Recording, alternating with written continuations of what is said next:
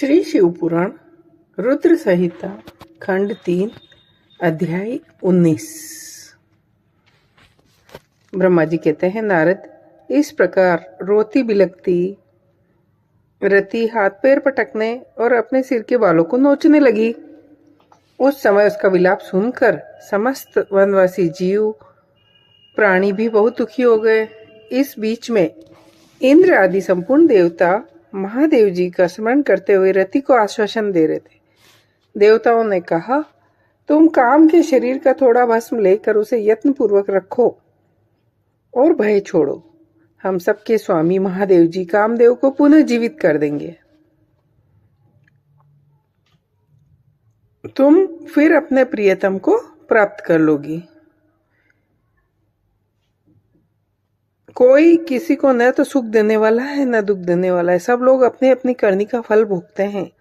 तुम देवताओं को दोष देखकर व्यर्थ ही शोक करती हो।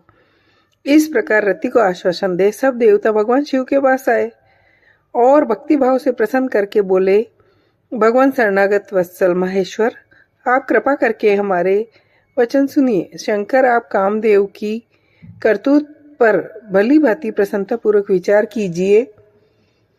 कामदेव ने जो यह कार्य किया है इसमें इसका कोई स्वार्थ नहीं है। दुष्ट तारकासुर से पीड़ित हम सब देवताओं ने मिलके उससे यह काम कराया है। नाथ, इसे आप अन्यथा न समझे। सती साध्वी रति अकेली दुखी होकर विलाप कर रही है। यदि इस क्रोध के द्वारा आपने कामदेव को मार डाला तो हम यही समझेंगे कि समस्त प्राणियों का भी संहार करना चाहते हैं। रति का दुख देखकर देवता नष्ट प्राय हो रहे हैं। ब्रह्मा जी कहते हैं, नारद, संपूर्ण देवताओं का यह वचन सुनकर भगवान शिव प्रसन्न हो बोले। शिव ने कहा, देवताओं ऋषियों, तुम आदर से मेरी बात सुनो। मेरे क्रोध से जो कुछ हो गया वह तो अन्यथा नहीं हो सकता। तथापि रति का शक्तिशाली पति कामदेव तभी तक अनंग रहेगा तब तक रुक्मणीपति श्री कृष्ण का धरती पर अवतार नहीं हो सकता।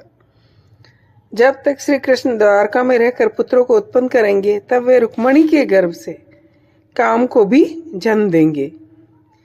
उस काम का नाम उस समय प्रबुन्न होगा। उस पुत्र के जन्म लेते ही शंबरासुर उसे हर लेगा। हरण के पश्चात दानव शिरोमणि उस शिशु को समुद्र में डाल देगा। फिर वह मूढ़ उसे मरा हुआ समझकर अपने नगर को लौट जाएगा। उस समय तुम्हें शंबरासुर के नगर में सुखपूर्वक निवास करना चाहिए। वहीं तुम्हें अपने पति प्रद्युम्न की प्राप्ति होगी। वहां तुमसे मिलकर काम युद्ध में शंबरासुर का वध करेगा और सुखी होगा। देवताओं,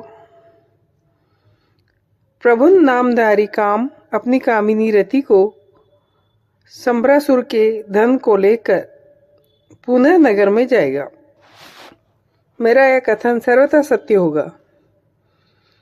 ब्रह्मा जी कहते हैं, नारद, भगवान शिव की बात सुनकर देवताओं के चित्त में कुछ उल्लास हुआ। वे उन्हें प्रणाम करके दोनों हाथ जोड़ बोले, देव देव महादेव, आप कामदेव को शीघ्र जीवन दान दे, रति के प्राणों की रक्षा करें।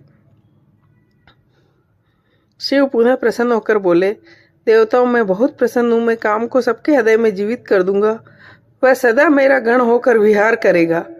अब अपने स्थान को जाओ, मैं तुम्हारे दुख का सर्वथा नाश करूंगा। ऐसा कहकर रुद्रदेव उस समय स्तुति करने वाले देवताओं के देखते देखते अंतर्ध्यान हो गए। देवताओं का विस्मय दूर हो गया। वह सब के सब प्रसन्न हो गए।